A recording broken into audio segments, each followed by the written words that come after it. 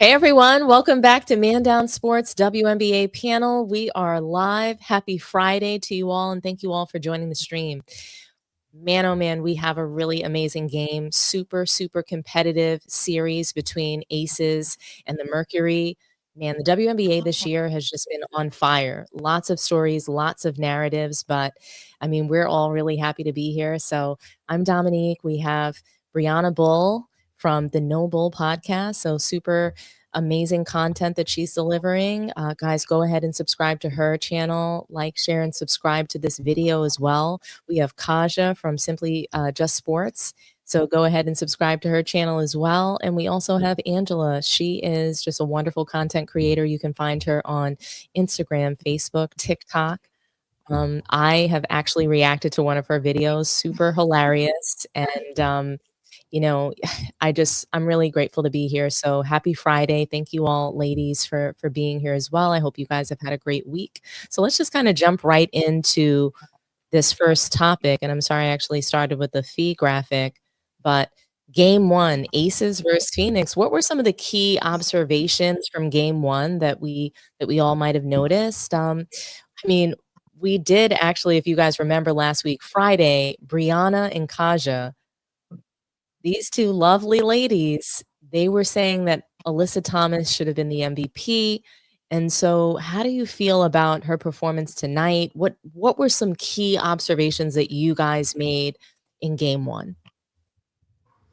Well, as it pertains to AT, like her performance specifically, I love what she did in the first half. Her and Kalia, of course, saw too.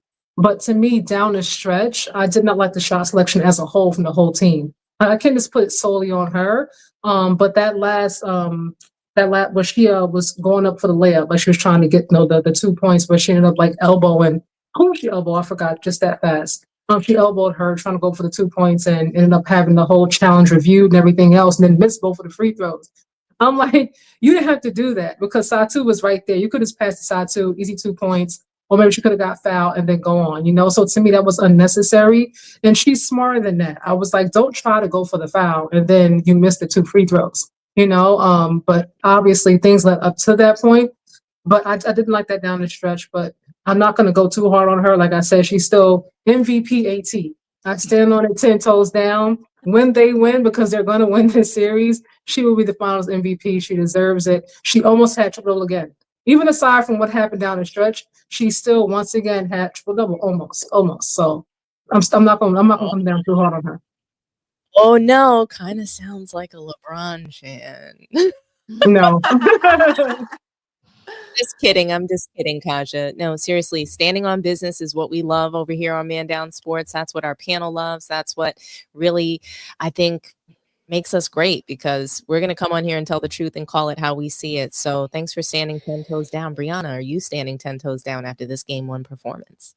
You know it. I really felt Mercury was gonna win the entire time, and I was like, I echo Kaja's sentiments like to a T. But just to share a little bit of my perspective of what I saw from the game, I really enjoyed Mercury and how they moved the ball around.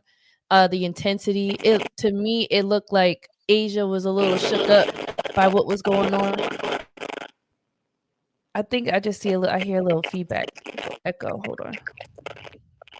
Maybe Angela, it's probably coming potentially from you. Why don't you mute your mic and see if that's help? Yep. Okay. So I think if Angela's going to speak, then you want to unmute so that we don't get that kind of feedback.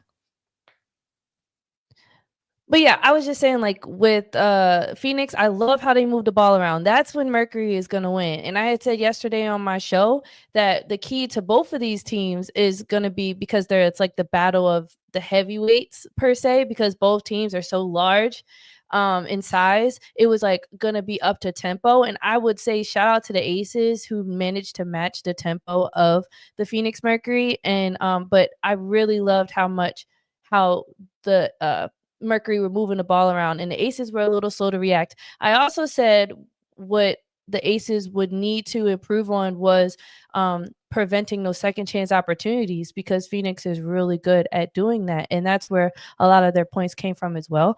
But at the end of the day, yeah, Phoenix didn't hold it down the stretch, but we've seen them in this from in the playoffs come back down 20 against the best team in the league, the Minnesota Lynx. So yes, they fell short this time, but I don't anticipate, this does not set the tone for the rest of the series. If anything, we should be excited and rejoicing as a Phoenix fan, because it's only gonna be up from here. I don't see them trending downwards. They look like a completely different team out there tonight, even better team than what we've already seen.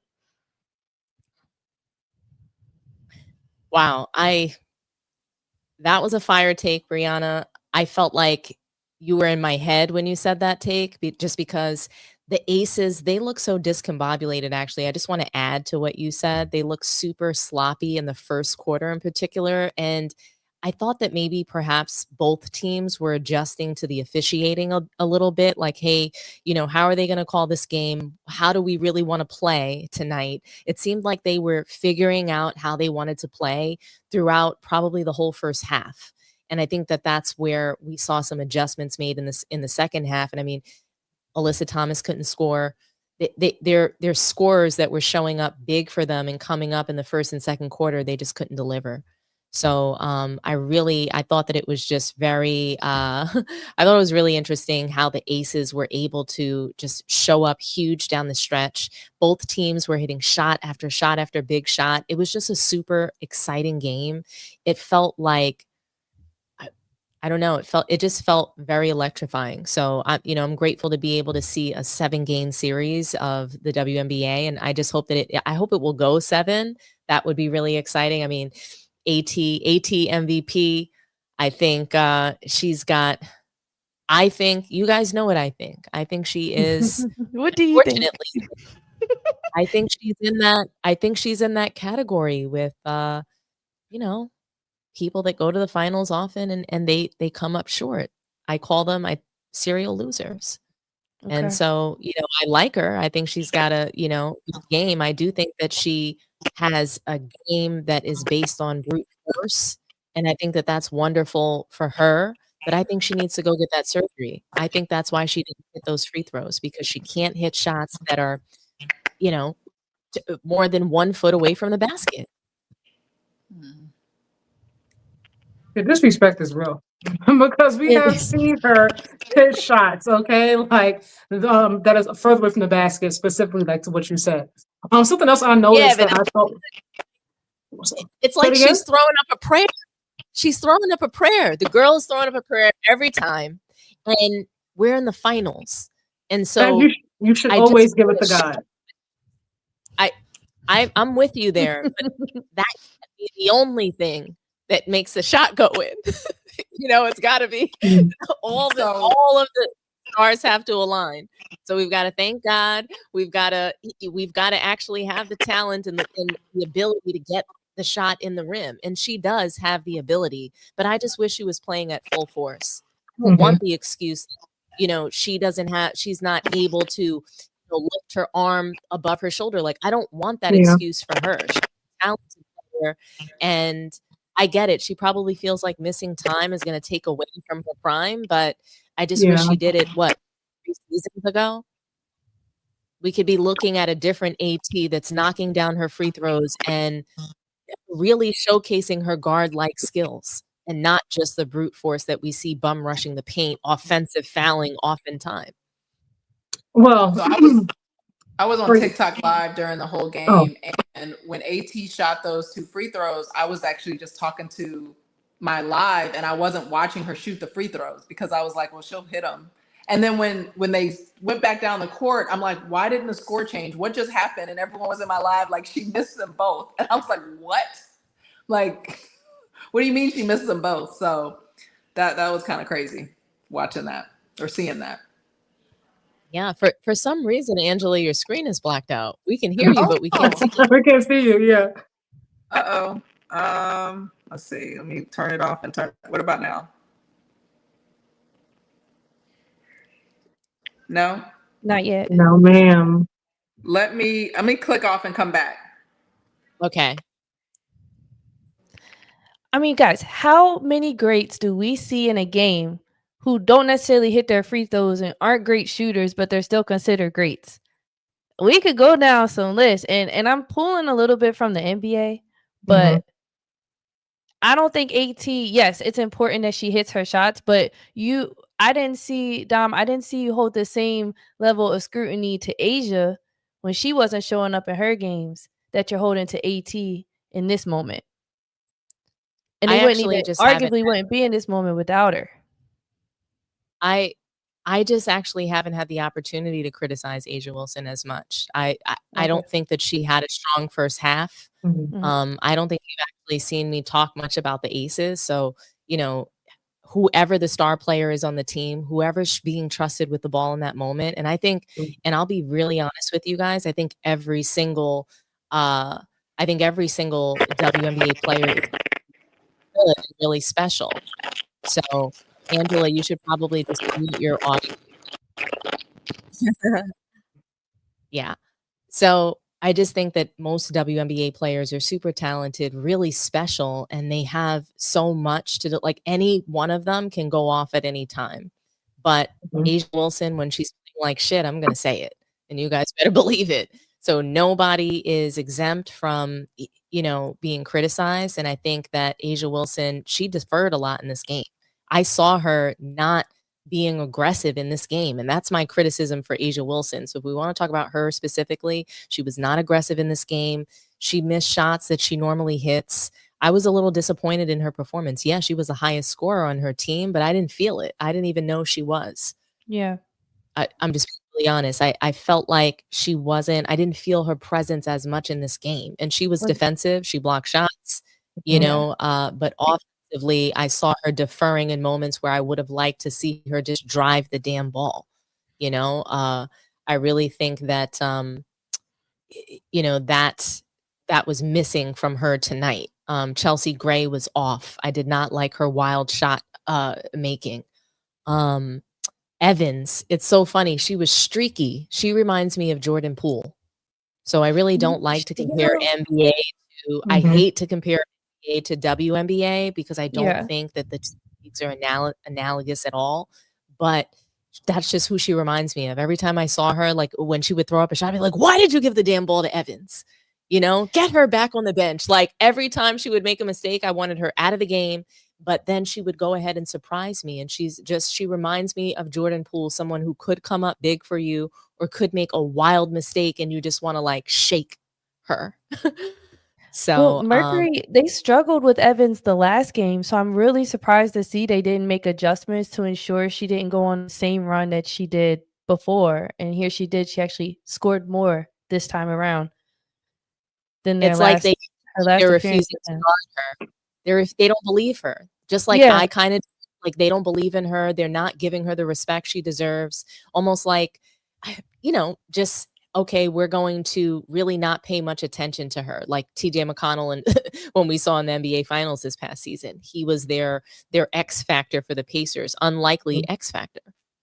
And so I just think the Aces, I mean, they pulled out a really close game. I think that this game was the Mercury's to lose because the Aces made plenty of it. I mean, they missed so many defensive assignments. Did you guys see all of the defensive assignments that they missed throughout the entire game?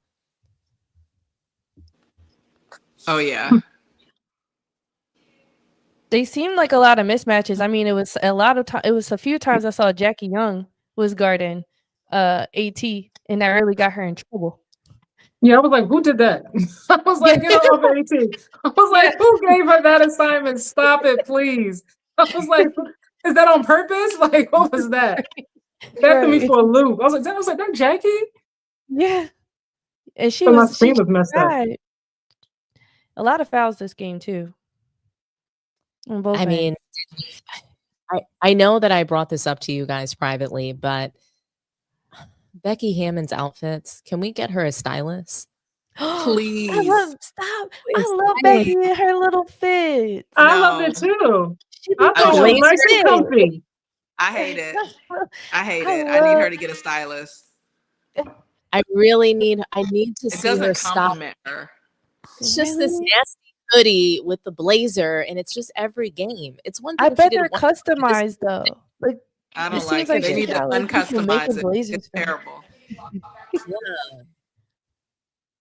I loved it. I was like, that's what you had put it like in the chat. I was like, I loved it though. That's her thing, you know. Like, and look, they're back in the WNBA finals. So, in spite of her hoodie, blazer combo, it's working. Okay, it is working for her. That's true. She looks better That's than a Reed. small detail, but it is a little annoying. Well, I That's do see funny. a really good comment in the chat, and salute to Mel from Man Down Sports. What y'all think about AT's 5 turnovers? Yeah, that I was think rough. that she almost had triple double yet again. Someone focus on that. It seemed like the ball for Mercury, like their hands were slippery or something, because they were making like decent bounce passes and it just was slipping right through their hands. Like it was just weird. The ball has some extra bounce in it tonight, for sure. Extra bounce. So we're just going And to Vegas scored 20 points off those turnovers, so that was huge because Phoenix Yeah. only scored 10 points off turnovers. So yeah, that was huge. And then Satu with that tech. I mean, you're talking about a 3-point win. So silly mistakes like that in the finals can't happen.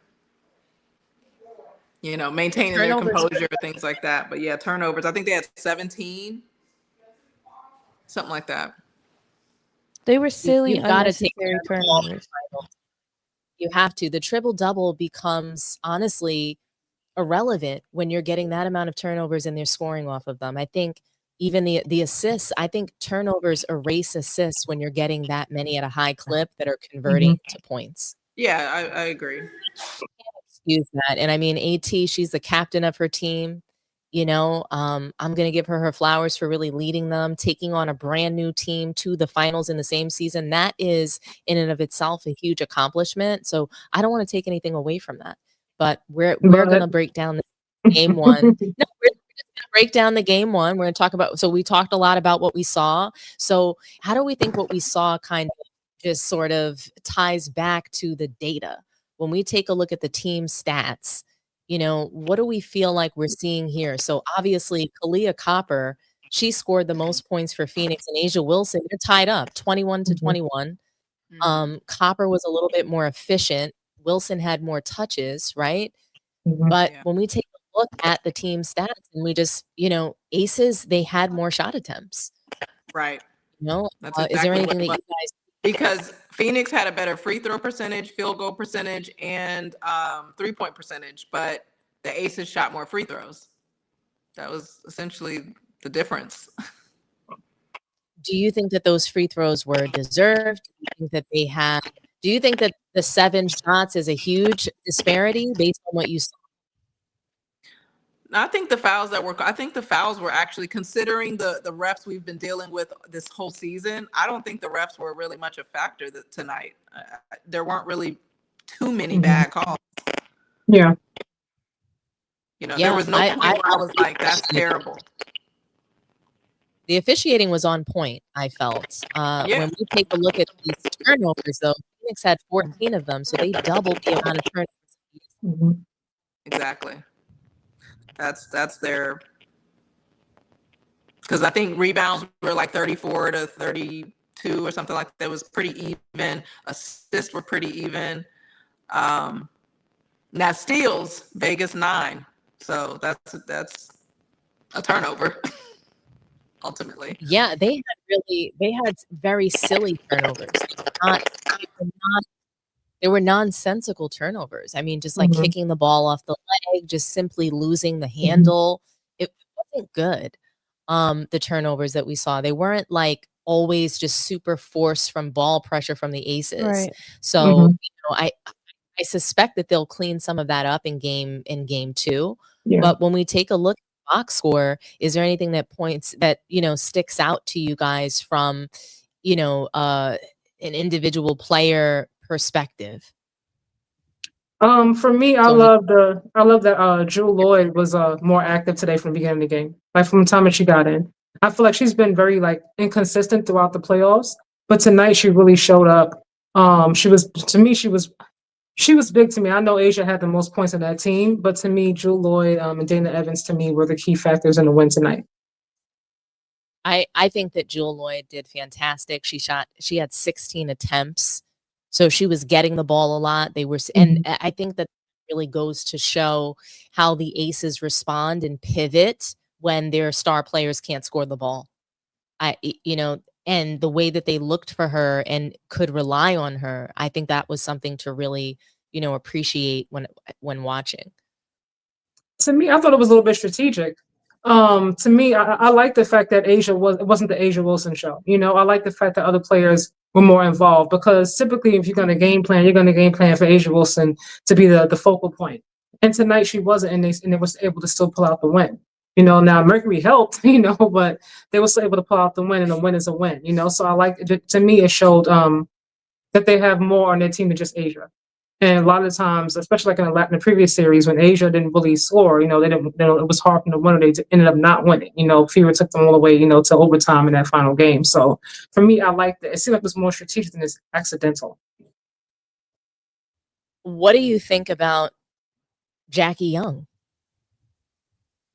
Me personally? Yeah, like, what do you guys think about Jackie Young and her stats tonight? I mean, she was 3 of 13, 0% from behind the arc, and, she ended the night with 10 points. Do you suspect that she'll have an off game in game 2? Do you think that she'll be able to bounce right back? I think she'll bounce back. I mean, throughout the playoffs. Go ahead. I'm sorry. No, I was going to say, I don't see her having 2 bad games in a row. Yeah, me either. Yeah, I think that that's really fair. She's been sensational throughout the playoffs for them. So hopefully they can get her like stellar performance back. Anything out of the box score that you guys notice out of Phoenix Mercury that stands out in particular? Yeah, for me, I just want to know why DeWanna Bonner took 7 threes. For me personally, I don't want to see DeWanna taking that many threes. Yeah, so absolutely. I mean, I get it was high energy. They were moving the ball around. I really enjoyed that part of the game from both sides of the floor. But Phoenix Mercury specifically, I think DeWanna, yes, she scored 10 points, but she will find drastically more success if she were to take this inside the paint. At least 3 of her threes look like desperation. She just yoked them up. Yeah. It was just not good shot selection, and then Satu being in foul trouble just from unnecessary silly fouls really changed the course of because again they only had, I think, what was it, 10 or 11 off the bench as opposed to Vegas having 41 off the bench. So clearly Phoenix doesn't have a deep enough bench for Satu to be out, so that was critical. Obviously she still had 19, but her not being in foul trouble and sitting the second part of the third quarter could have made a huge difference. Yeah. Speaking of bench, are y'all surprised that Lexi Held didn't touch the court? I'm sorry, who didn't touch the court? Lexi Held. I think I'm not surprised. Okay. Yeah. Now, when Whitcomb got hurt, briefly, she pretty much, that was it for her. I don't think she hit any other shots after that, but she still shot like 3 or 4. I was really sad to see Whitcomb go down. Yeah, I was scared that was serious, like more serious. I had to close my eyes. Yeah. I hate when we replay it. That just drives me crazy. I just was squirming all over the place, and then they're like showing it in slow motion, and I'm like, why do we want to see this knee buckle in slow motion? But I'm glad she was able to come back out, but then her 3 was just way off the rest of the game. So, that changed things too. Yeah. And then Kalia never hit another 3 after hitting 5 in the first quarter, tying Diana Taurasi, and then didn't hit another 3 the rest of the game. So sometimes when teams come out too good, I'm like scared that they're not going to be able to finish. And obviously that's what happened tonight. So, That's the thing about this series, in my opinion, from both teams. You're going to get consistency for the most part from Asia and inconsistency from AT. Yeah. without a doubt. But then everybody else, it's like you're almost not sure what you're going to expect from them. Mm-hmm. And then Yeah. you're like, you're hopeful going into the next game. But the way these two teams were playing, it's possible they could take it to 7, which I think would be awesome since it's the first ever best of 7 series. Yeah. I think it would be dope if it went all the way to 7. And it's just like more basketball to watch. But I don't know. I think it's a toss up. I think Mercury's gonna pull this out. I truly, truly do. And I don't see any type of blowouts happening for Yeah, I don't any see a game. blowout. Yeah. No, me either. I think every game is going to be tight. What about Kathy? Do we think she's going to show up in a Aces dress or a Phoenix dress like she did with the New York Liberty I last forgot year? about that. Yeah. I Oh, never girl. forget. I never, because that was insane. That was insane. Like, was she betting on the game? I mean, that was just crazy. I I bet completely forgot about that. Alyssa Thomas has got to be her favorite, so I can see her showing up in an AT jersey. She's the only one that doesn't complain about, bum rushing in the lane and all of that. So And she had no comment about Fee's statement. I know, and we're gonna go right on ahead. I mean, do you guys feel good about talking about that tonight? Because Sure. I think it's only right. I think it's only right to talk about Kathy and this whole Issa Collier saga. I mean, this thing is just kind of crazy. I mean, I cannot believe the way that this is playing out in public, where a player, I think this is the first time we've seen a player publicly criticize the commissioner in such a fashion. So, Yeah. do you guys have any? Wow. Do you guys have any closing words about game 1? I mean, what do you guys think will game 2? You said who will win game 2?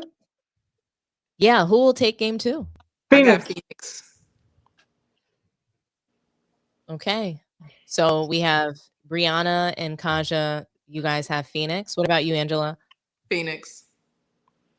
Okay. I'm gonna go with Phoenix too. So I know we're like, all agreeing, but I do think they're gonna come back, ready to adjust to all the mistakes that they made in game 1 and win it. So we'll see. I think this is gonna be a very competitive series. So we'll just jump right into the next topic. I think it's only right for us to talk about Nafisa Collier versus Kathy Engelbert tonight. And, we've all heard what Collier has said about Kathy, right? And Angela, I think we lost you. You disappeared. Your screen is black again. Again? Come back to us. Come back to us, I don't Queen. know why it's doing that. Step into the light. That's so weird. I don't know. I'll leave and come back. Okay.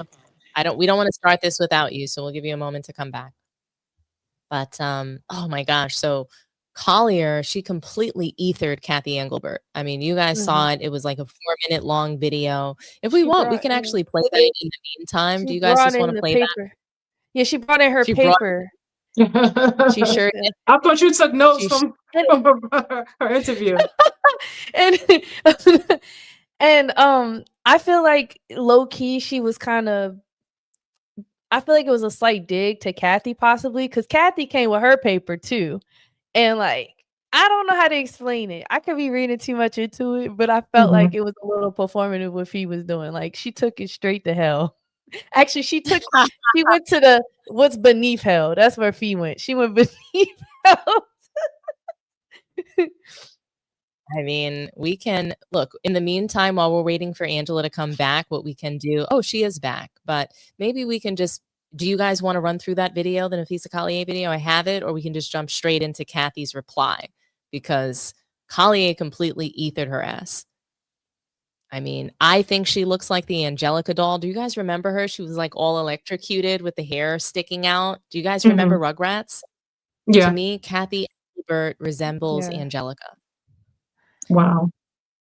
All righty. We have Angela, so we can go ahead. So as you know, Angela, we've all heard Collier's comments. Basically, and just to summarize, she criticized her for her leadership, right? She called out she called out the officiating, she called out the leadership, she called out Kathy Engelbert directly, saying that she never heard from her when she was injured, not even a peep. She said the only players that complain about the officiating are the losers. And she also said that apparently Kathy Engelbert said that Caitlin Clark would be nothing without the WNBA. So Kathy, she responds just this afternoon. She had a press conference right before the Game 1 finals. And so here's her reply. I have it right here, and we're all going to react together. And I'm so excited to hear what you guys have to say about this. It's short, but we'll get right to it. The Annie Costabile Front Office Sports, you've continued to express that you are disheartened by the characterization of your conversation with Nafisa Collier. Just again, seeking clarity. Did you in fact say that Caitlin Clark should be grateful she makes $16 million off the court because without the platform that the WNBA gives her, she wouldn't make anything? And do you actually feel that way, that without this platform, players like Caitlin Clark wouldn't be making what they do off the court? Yeah, obviously I did not make those comments. Caitlin has been a transformational player in this league.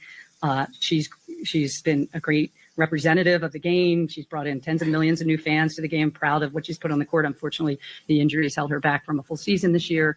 But again, I'm not going to get into every counterpoint. It's not productive here. We're here to celebrate the WNBA finals. I think what Indiana just did was amazing with all the injuries they had and the everything they faced this year, bringing that to a Game 5 in overtime. But yeah, as I said, there's a lot of inaccuracies reported out there, and I certainly did not say. She certainly didn't say that. I think that Kathy Engelbert is a liar. But what do you guys think?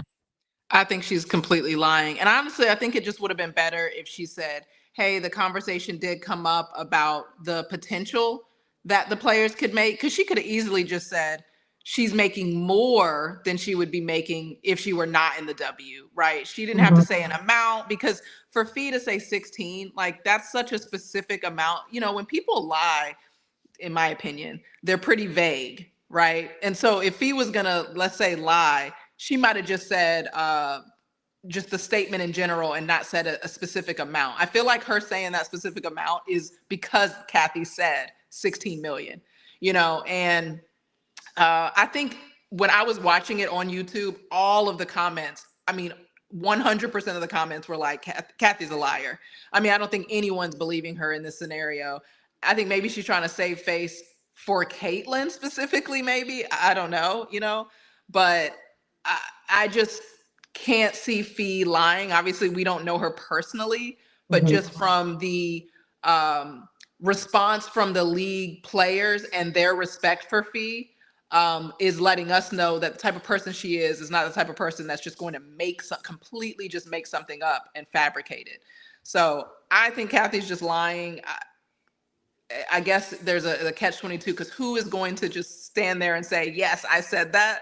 But she could have PR'd her way around, you know, yes, we had a conversation talking about, you know, player potential, you know, blah, blah, blah, blah. And, you know, hey, when Caitlin came in, sure, she was making a lot of money, but it tripled with her being in the W.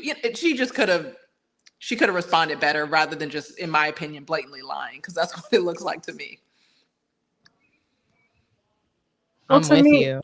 It's Caitlin Clark. So I feel like from what I saw, I missed the ending part of it because I was turned on to get ready to watch the game and everything. But for me, watching her in the beginning, I feel like she kind of danced around a lot of questions. Like she didn't give any specific answers one way or the other. It's like, oh, well, this, or, you know, well, the players and we're working together and, you know, like all these different things. I'm like, girl, just answer the damn question. Like, you keep going around in circles and you're getting on my nerves. But when it came to Caitlin, she was like, I did not say that. Like, let me put that out there, let you guys know. When it comes to Caitlin, I did not make those comments, you know, because obviously Caitlin has that huge fan base. She don't want that kind of smoke because they will get her fired if Nafisa Collier doesn't. So she went out there and made sure that she cleared that up as much as possible. But for me, and I got to give this a little bit of grace, you know, whenever there's a conversation had, there's always, you know, like three sides to a story, right?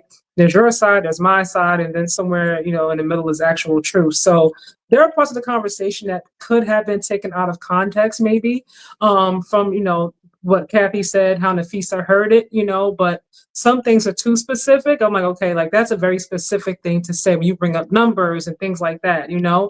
I do wish that, hope that I would have liked that Nafisa didn't bring up the fact that she didn't call her when she Yeah. got injured, because it could be taken like kind of being disgruntled. Like, well, everybody else reached out to me, and I didn't hear from her. I understand maybe she felt some kind of way, and maybe she felt as a commissioner, you should have reached out to me. But when you put that in there right after you got hurt, right after your coach got, suspended, for the game that you guys ended up losing after what happened last season, if you're on the opposite side of it, you're like, okay, this is the timing of it, but Yeah. overall, I do feel like Kathy was trying to save face, because I'm like, you cleared everything up. You didn't clear anything else up, but you tried to make sure you cleared that Caitlin Clark thing up, because what would happen if you if you didn't. I found it Right. interesting.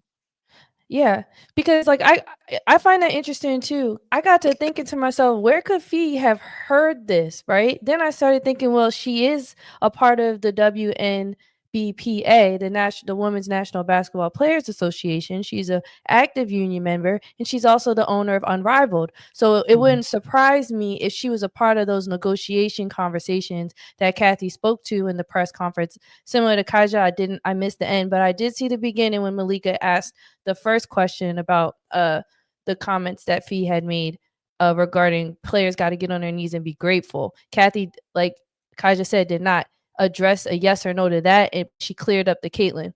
What I'm thinking, if Fee is privy to Kathy saying this, whether she said it or not, Fee is privy to it, then it leads me to believe that this might have been something that she said while they were negotiating, and things probably got heated because they're still in a deadlock in regards to the CBA negotiations, and we are almost to that deadline of October 31st. So I don't think what I see here is that Kathy said it, but she said it thinking that it would never leave the room, and Fee's playing dirty. I'm not gonna lie, I don't appreciate Fee snitching like this. I really think she's doing what she needs to do to get the job done, but to call out Kathy's character, that it was character assassination.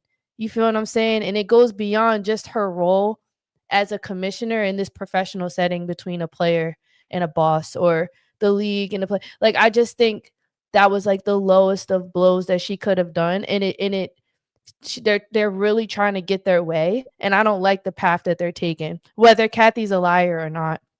You know what I mean? That job is a hard job, and she has to go up there and say the most politically correct thing, because damn if she do, damn if she don't.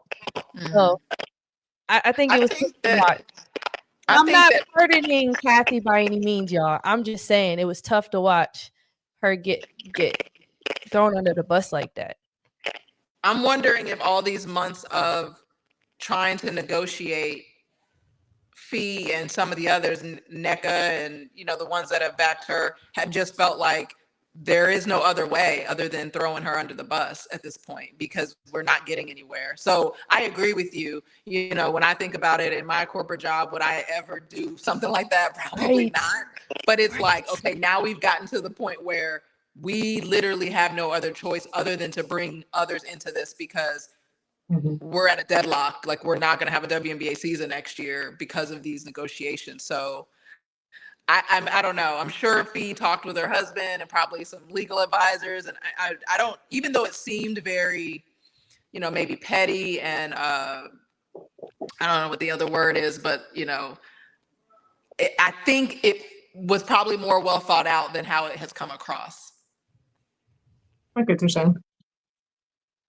For me, I think she should have cleared it. No, when it comes to your character, and you have Nafisa being the one who did it, because Nafisa it couldn't have been Asia Wilson. It couldn't have been Angel Reese, right? Because there would have been it would not have been taken seriously. They'd have been like, oh, she has a special whistle and she's just one of the black angry, so on and so forth, right? So Nafisa, with her sweet looking face, and she seems so nice and positive and lovely.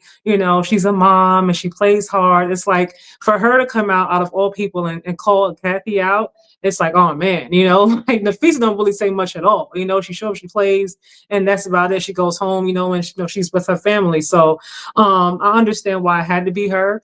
I do get what you're saying, Angela. I think it could have been strategic, more than the way it came across. I'm pretty sure it might have been the conversation between her and NECA, before she came forth and said this.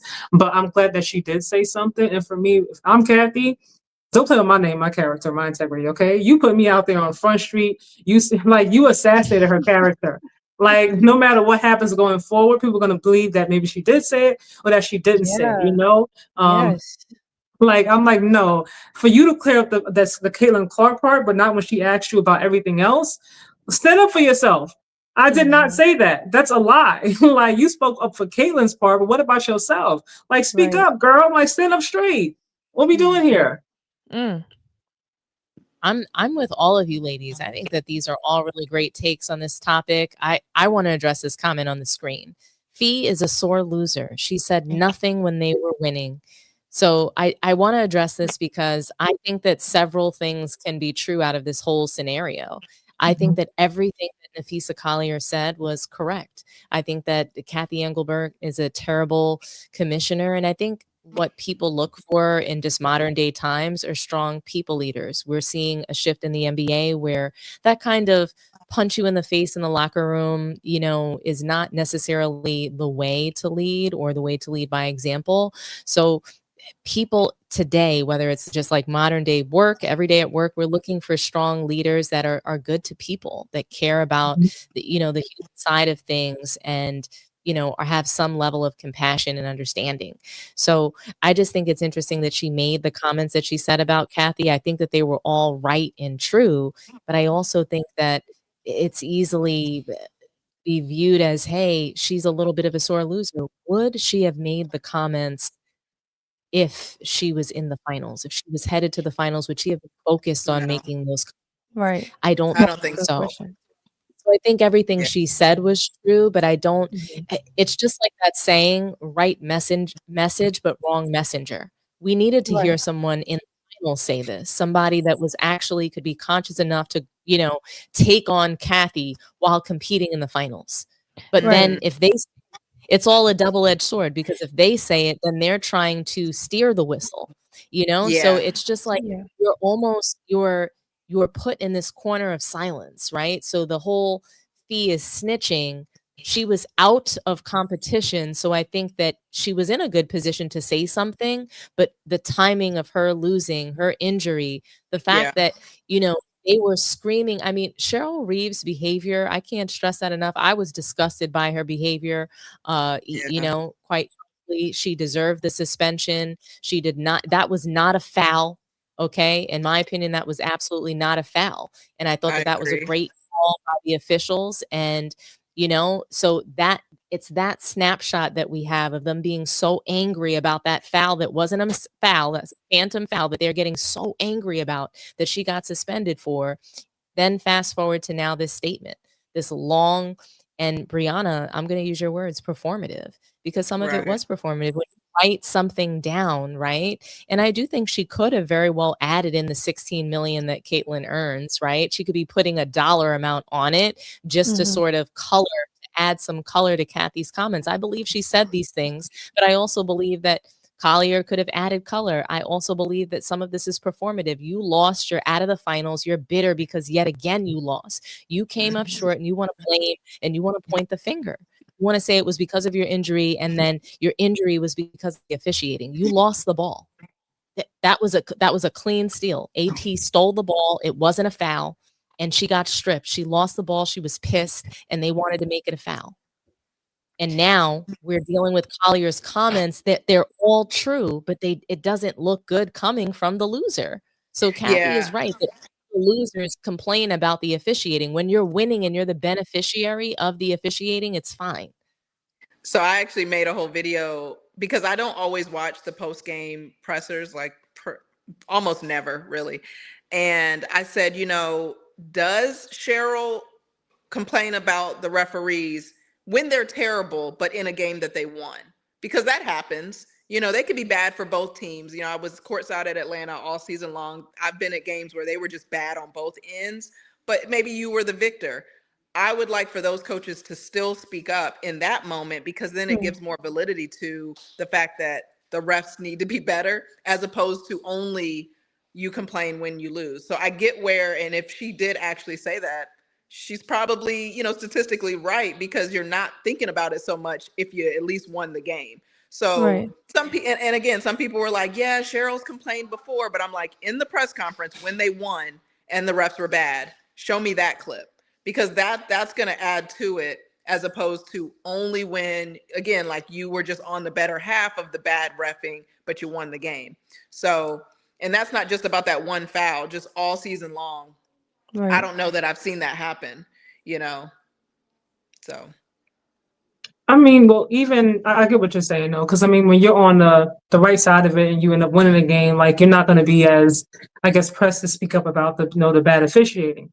But the fact of the matter is that it's been a constant conversation throughout the whole entire season. For multiple Absolutely. players, multiple coaches, like multiple fans talking about the thug ball and officiating and the hard fouls that are not called and things of that nature. And before, I think it was a few months ago, she was like, yes, we're aware about the officiating, we're working on it, something like that. She said, I'm paraphrasing, but what did you work on? Because nothing changed, Yeah, and if you tonight. have, people complained about it, your job is to make a change, somewhat. They still have a job to do, you know what I mean? So do your job. If you have unhappy players, unhappy fans, unhappy coaches, like, I don't want to hear, well, the losers, don't come, don't, the winners, are fine, the losers complain. Like, if they're still complaining about it, do something about it. Do your job, fix it. Right. Yeah, because tonight Right. during the press conference, she said they review every call and non-call of every game. And I'm like, so we have a performance improvement plan, because when was it getting better? If they're actually reviewing every call and non-call for every single game with the referees, I'm assuming she means, Mhm. where was the progress over the season where it got better, where it noticeably got Mhm. better? I don't see that it did. Me you either. know, it was a toss up at every game I was at. I'm like, we'll see how it goes. It's just like you rolling the dice every single game, you know. I'm trying to remember what Kathy described, how what she called the game now. It starts with an M, but she was pretty Mhm. much saying like it's way more physical now of a game. Like she said it changed. It's the most physical it's ever been or something like that. So she's like, Mhm. every year we have reforms and now they're adding this new committee to the equation of reviewing stuff like that. So Mhm. like I was happy to hear that, because I don't know about y'all, but when I think about how these two sides can reach a resolution, because it just seems like it's so damaged, and Yeah. I'm like trying to see where are they gonna meet in the middle with this? Like, where is it all gonna land? Not looking good. Yeah, and I'm like, I don't want them to go into a lockout. I really don't. The W has gained too much momentum thus far. I think that's Mhm. the worst thing that could happen for them. And all the attention they're getting has been super negative. I really think that what stands out the most to me about what Nafisa Collier says is that the WNBA has the best players in the world, the best fans in the world, but yet they have the worst leadership in the world. And so Right. when I think about when I just think about that comment and what she's saying and how important it is, it's just kind of like, wow, you know, this leadership that they have, when you think about the talent that's in the league, you have Nafisa Collier, Asia Wilson, they're doing things that we just never have seen before, a lot of Mhm. these players. And I think that the WNBA this is some of the best basketball that we're going to see for a long time, because we're not getting this level of action, this level of physical play, this level of just coaching at every single moment in the NBA. We don't get that there. So everything matters in the WNBA, every play, every movement. And so when you take a look at that, the players, right, and the talent that they have, the league, the officiating, and the commissioner, quite frankly, just haven't caught up to the level of talent. The Right. WNBA does not have a commissioner. The officiating, all of these two areas of the league, I call it the operations. So, it's just like in a company, like the front facing Mm-hmm. people, the sales, Mm. the pretty people, Mhm. they get to be the face of the brand, and they always have to look show ready, right? They're the dog Yep. and pony show. They always have to look show ready. Whereas the people in operations, they're kind of like dressed down and dirty, right? And they're Mhm. doing everything in the background, and they're the backbone of the company, right? If they're doing a bad job, then the face of the brand is not going to look good. And Mm-hmm. so that is basically what's happening in the WNBA. They don't have operations that are leading to the success and the players. The players are not feeling appreciated. They think that it's appropriate to not pay them because they've made poor business decisions. And when you're running a business, that's just not how it works. You have to pay like you weigh, and you have to continue to eat losses if you want to continue to be in business. Yeah. That is what it is. But I do think that we could potentially see a lockout. These players are standing more on business. We see them taking a stand. But the fact is they just don't have a commissioner or a league officiating system that's caught up to the talent level of these players. For sure. I mean, they definitely need to be full-time. Yeah. And not doing, 3 or 4 other leagues with different rules. And I mean, I'm not going to be super invested in a part-time job. Let's be honest. Who is? Yes, you see their pay? The average ref pay. What is their pay? I Googled it like a while ago, like a month or so ago. The average referee pay is like, the highest paid is like 80 grand and the lowest is 16 grand. So that's on average probably like 25 to 30 grand. I'm a give or take. That's their pay. Don't do the job. That's true too. If you don't like the pay, then don't do it. If you don't like the pay, don't do it. But at the same time, they're getting what they're paying for. I'm kind of curious why they're not spending more money. They just improved the travel. They just poured $25 million into their travel so the teams can charter more jets, things like that. They can bypass like the normal commercial flights they're used to. That was $25 million. If the company is doubled in value from 1.6 billion to 3 point something billion, I can understand the women are like, wait a minute. Well, so I'm curious why they haven't poured more money into the refs, or at least hiring higher caliber refs. Yeah, because if they up the pay and everybody has to kind of reapply type of situation, and then they go back and look at the statistics from this season and say, hey, you had 33 calls overturned or whatever, the percentages, you don't make the cut to get this 150K or whatever they want to up it to, because people are going to perform better each year knowing, well, hey, this pay is going to continue to go up, but then so is our caliber of people.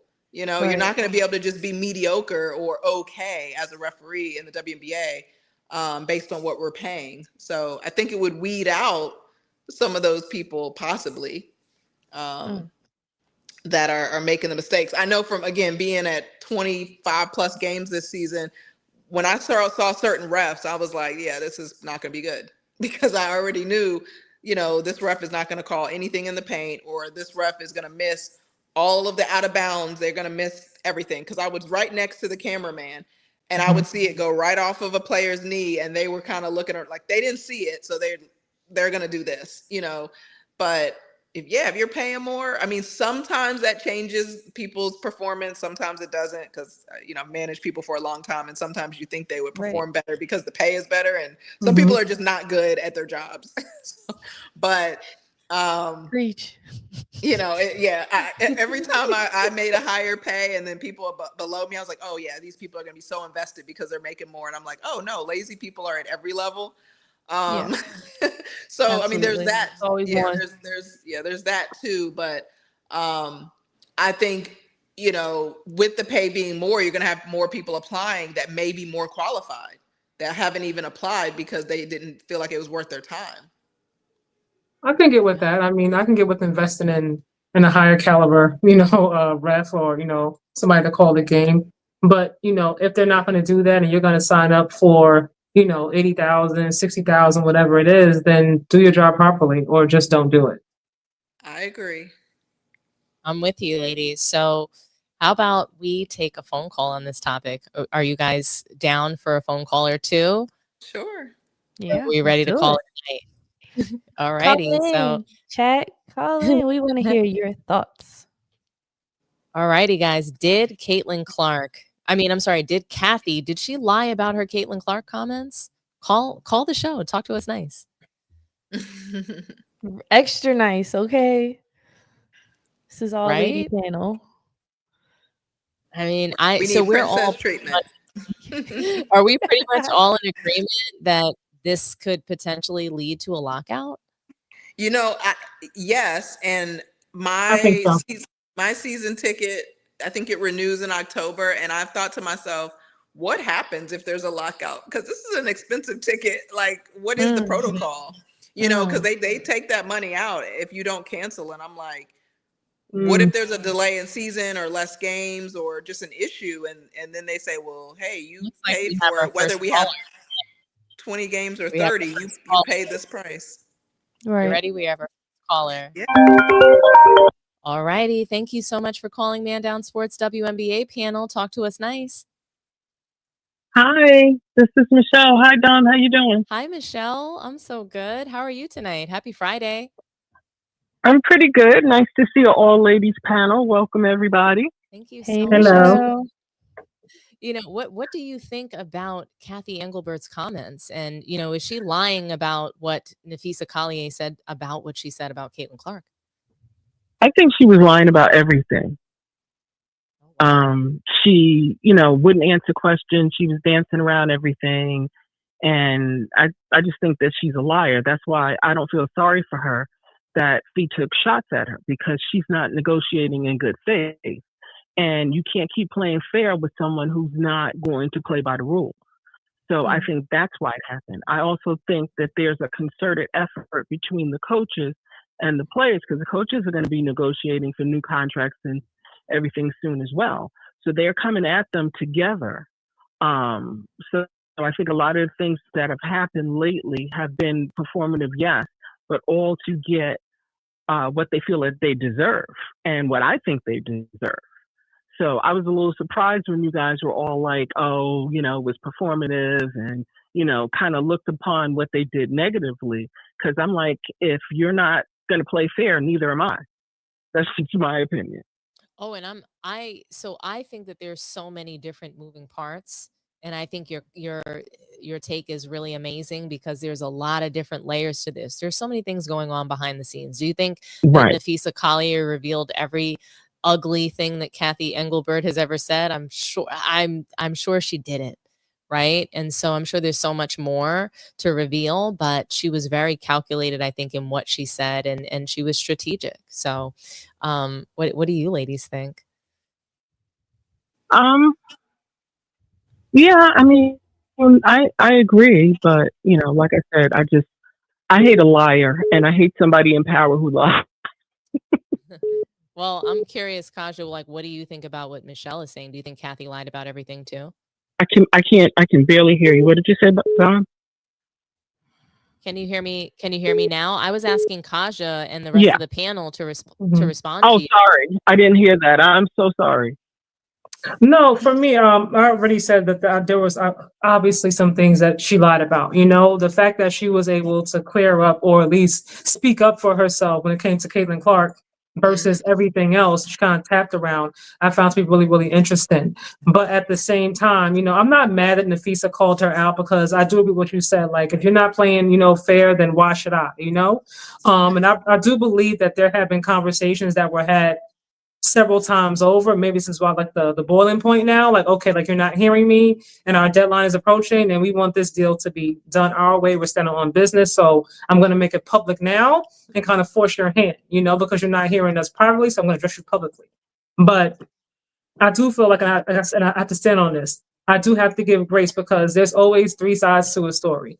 I don't know exactly what was said, the question that was asked, and how Kathy responded, because Fee said what she said, but things can be taken out of context all the time, So I'm going to give Kathy a little bit of grace for that. But like I said, I'm not mad at what Fee did. You got to speak up for yourself, and you got to advocate for yourself for what you deserve, as you should.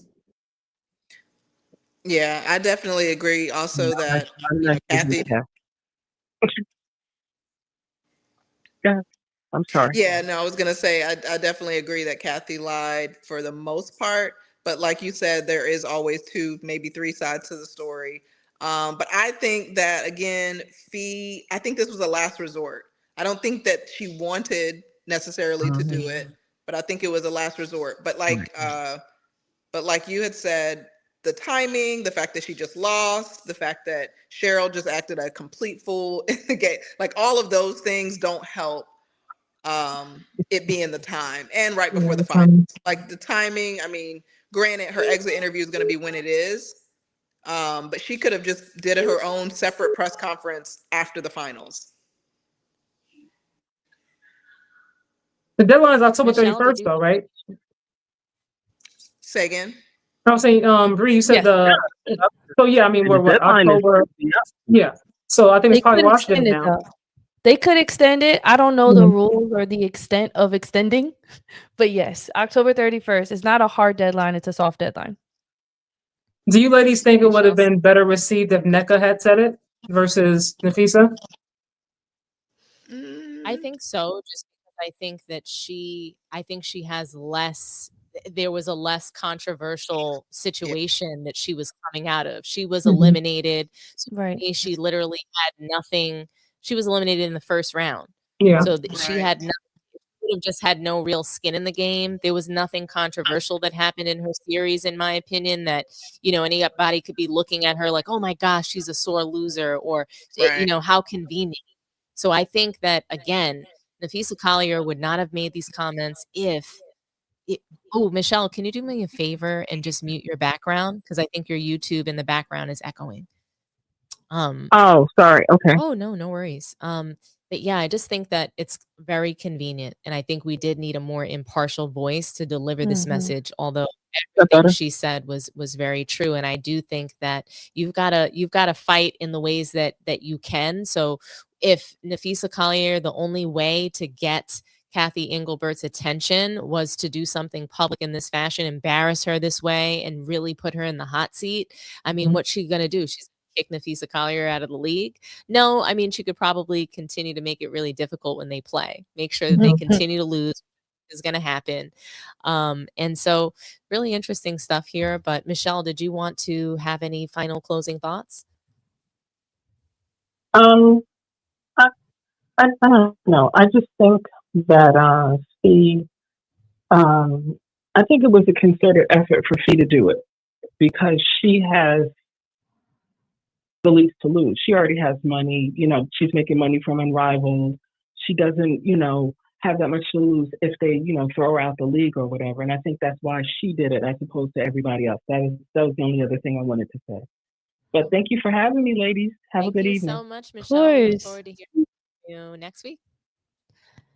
See All you, right. Have a good Michelle. evening. Bye-bye. Have a good night. Good night. Bye. All righty. Do you guys have time for one more phone call? I think there was someone with an 804 area code trying to get through. They were trying to get So through. would love to Call hear from back. them, Virginia. right? That's where I'm from.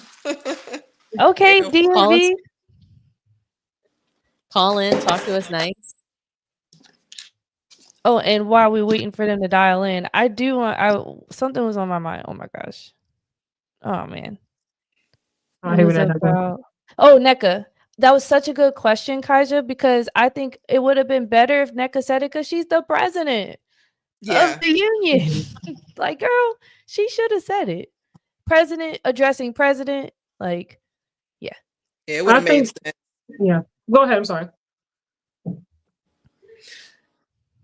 No, I just said yeah, it would have made sense. And like you said, she didn't have a series where it was a controversial ending or any of that. So it yeah. just would have came I across don't mean to better. interrupt, but we do have our next caller. Yeah. You guys Oh, ready? yes. Thank you for calling sports. I'm sorry. Thank you for calling Man Down Sports WNBA panel. Talk to us Hello? nice. Hi. Talk to us nice. Thanks Yes. for calling the panel. Hello. Yeah, my name is James, and I think she lied. I mean, she lied. She really lied. She covered up. I think she covered up because she got caught in a lie by the big bosses herself, and she trying to save her job for her own career. Is her career really in jeopardy? I mean, what do you ladies think? Do you think the caller has a point that Kathy was trying to save her career because And plus, Caitlyn, she could lose I think. Well, from what I heard, she could lose at least $50 to $100 million if Caitlyn leaves the league. Well, Caitlin's not going to leave. No, So she's not gonna leave. yeah, But Caitlin's not going anywhere. But having Caitlin's fans against Kathy definitely would be detrimental to her having a smooth. I don't think She that can't would be. afford that, and the league can't afford that. That's why she cleared that up. Or tried to. I don't think it would be a smart move for the league to fire Kathy because, like, I just don't think that would be good. I don't think the NBA owners who are really calling the show, in my opinion, I don't think they want to get rid of Kathy because she's genuinely not the head. If you get rid of her and you put somebody else in and nothing changes, then it's going to expose the NBA and the owners. It's not going to fix, and everything's not going to magically get fixed because Kathy's gone. Like, I think no offense, Kathy, we're giving that woman way too much credit here for the power that she has. I agree. So you cut her off. You cut the head off the snake, you're gonna see the snake is still moving because Shorty is not the head. But I think what it is, I think Caitlin bringing other players money, and like her and Paige Beckers and you name it, whoever coming into the league, Juju Watkins, the Nike deals and all those, they bring money into the league, and she scared. She says she'll lose all that. The league will lose all that by her comments. Perhaps.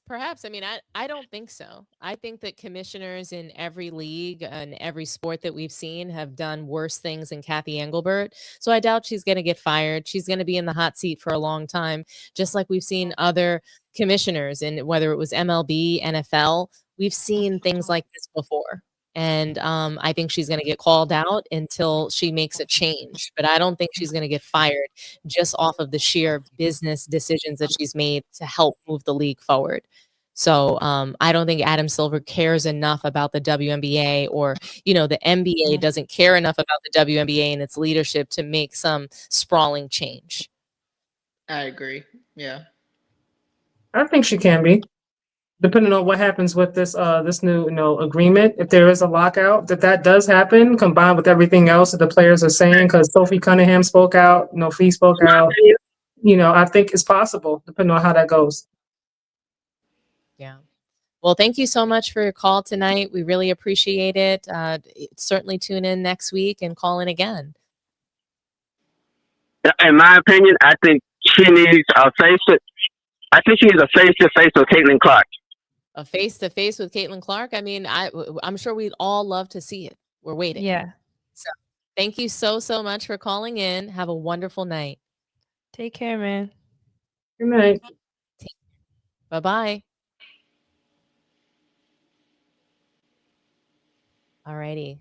So, I mean, I think we all pretty much agree that this is headed down a really, really dark path. And it's just kind of like we're all at the end of our seats. It's kind of like, when you watch reality TV and it's like that train wreck, and you hate the show, but you just can't help but watch the train wreck. Oh yeah, So Real that's what Housewives. I'm addicted. I feel like in the WNBA is sort of like a train wreck that we can't help but to watch. But the basketball is still so good that I'm just really excited for the rest of the series, and truly I'm super excited to see you ladies next week. So do you guys feel like this is a good place to end? Sure. Yeah. Righty. Happy Friday, everyone. Don't forget, like the video. That's really important. Hit the notification bell so you can get some notifications about when we're going to go live. And also share the video. Share the video with your friends, your family. If you like WNBA content, then push this out on your social media. Let's make the community bigger. We just love talking about sports and having a good time. So happy Friday, and we'll see you all next week. Bye-bye. Yes, indeed. Good night. Bye, y'all. Good night.